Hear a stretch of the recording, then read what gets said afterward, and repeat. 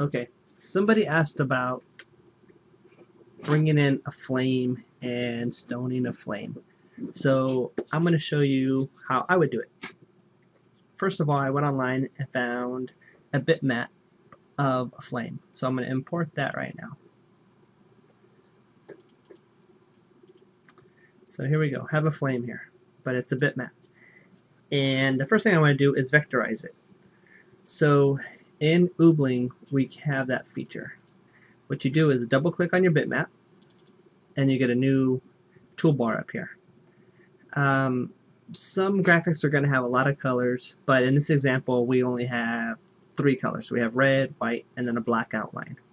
So excuse me, before we actually vectorize it, we need to go to this button here, and it basically is going to posterize it. We're going to condense it down to a certain number of colors. We know there's not 256 colors. We know there's only 3.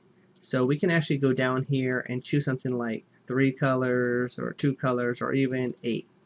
But what that's going to do, the more colors we choose, it's going to actually change this red into slight variations of red. So for example, if I zoom in, you can see that this red outline here is darker than this red, and this red is lighter than this red.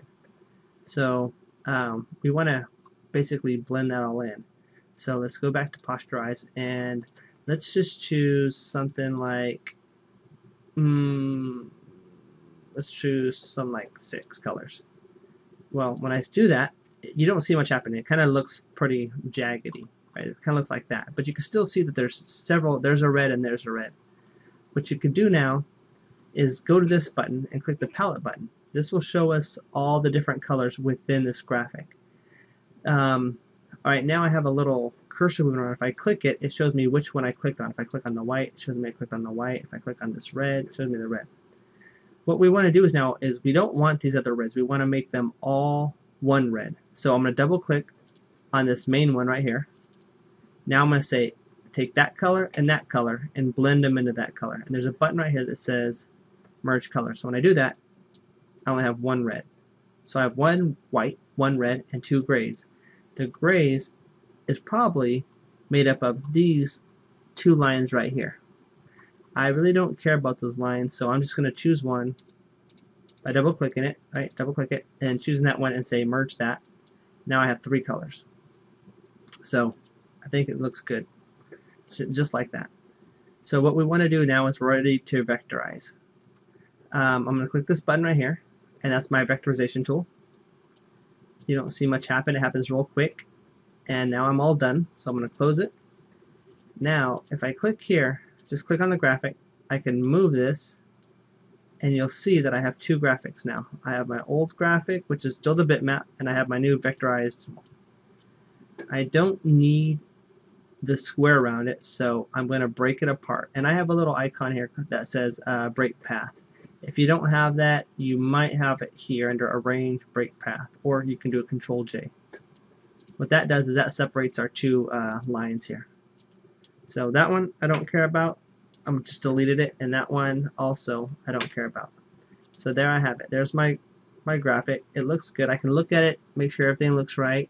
I notice there's a little gray spot here and gray spot here. So I can click on those, delete. There's one right there, delete. Let's look around. The rest of it looks pretty good to me. So now it's ready to stone. So what I'm going to do now is I'm going to highlight it and click on Rhinestone Fill.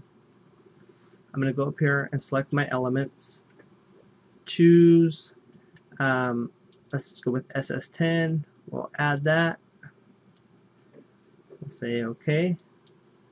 And it stones it here. You can change your spacing. You can get them closer together or further apart, which means you'd have less stones. And as you start changing the spacing, you can see how it lines up on the line. So you'll see that you will have to put a few in here and here to make the line smooth, even here and here. But like I said, if you mess around with the spacing, you'll see how it starts to fill it in, and then you can always go back and add or remove some of that stuff. So I'm going to say I like it a little bit more stones. I'm going to go with that many stones right there. Yeah, probably right about there. Looks good to me. So I'm going to close this, and then I'm going to click on the stones. Let's zoom in, and I can see that I need another stone right there. This is where we use a feature called drop stones, and you can either click this button here. And what I like to do is I'm going to choose the same one, SS10, and I'm just going to plop a bunch of them around just here so I can use them, and I'm all done. So now what I can do is I can take them and I can grab them and I can drop them where I want. I can put them on the line,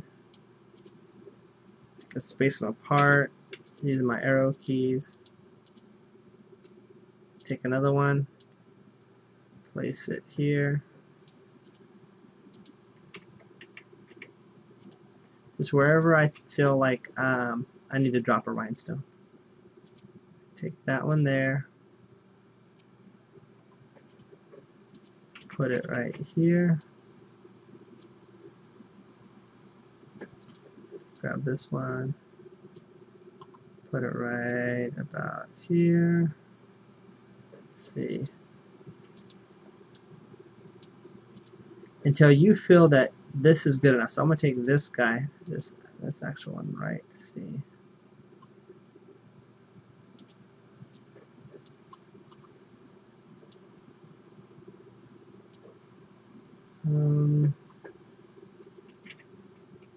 If you're wondering how I'm zooming in and out, I'm zooming in and out by using my scroll wheel on my mouse. So I just scroll up and down, and it allows me to zoom in really quick. And it looks like I want to put a couple right here.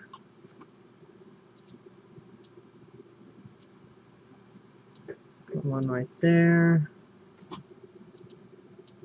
and another one. And if you're wondering what you gotta do, if you want to move these individual ones like that one right there, you need to ungroup it. So you can go ungroup. Now I can go and touch these individual ones and move those aside and move that guy up if I'd like. So looking around, I see a gap right there. I'm going to add one.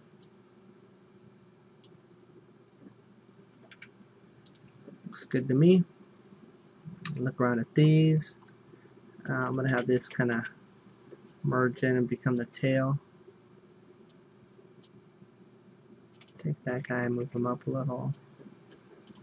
Take this guy, kind of even him out a little bit. And you can do that here too. Start taking these and pulling them down so it looks like a flame.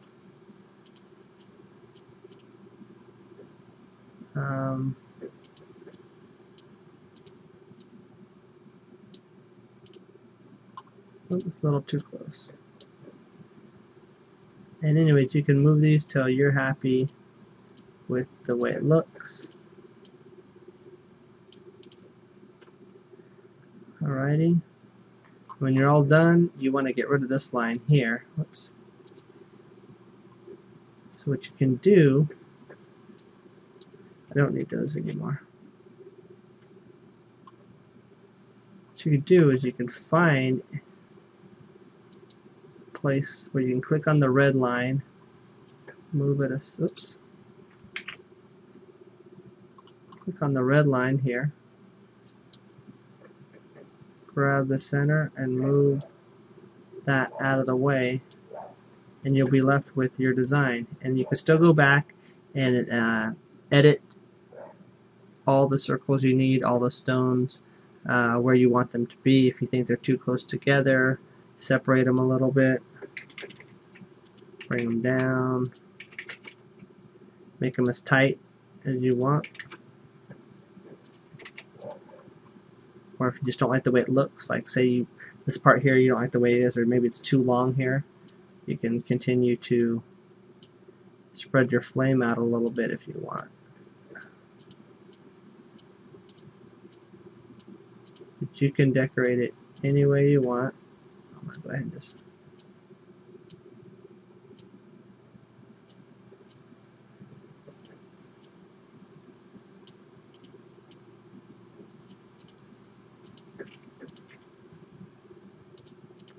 make it look exactly the way I want. And there you go.